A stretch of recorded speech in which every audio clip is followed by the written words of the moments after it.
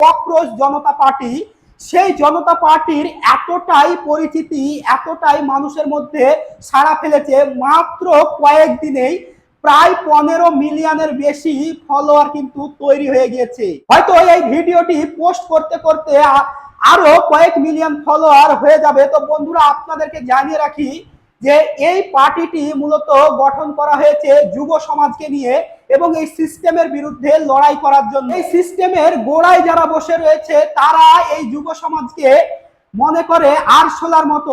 আরশোলাকে যারা তুচ্ছ মনে করেন তাদের জন্য জানিয়ে রাখি যে আরশোলা মোটেও কোনো তুচ্ছ প্রাণী নয়।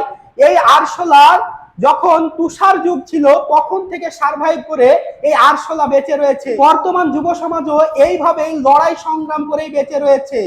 পেপার লিক থেকে শুরু করে শিক্ষা, স্বাস্থ্য, কর্মসংস্থান কোনো কিছুরই অবস্থা ঠিক নেই। আর এগুলো নিয়ে যখন যুব সমাজ প্রশ্ন করতে যাচ্ছে, এগুলো নিয়ে যখন যুব সমাজ কিছু বলতে চাচ্ছে, তখন কি বলছে যে এই যুব সমাজকে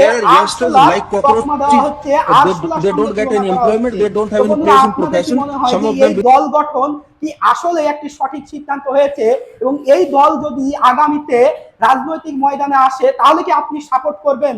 অবশ্যই কমেন্টে লিখে জানাবেন। আর ভিডিওটি বেশি বেশি করে শেয়ার করে দিয়ে অবশ্যই আমাকে ফলো করে রাখবেন।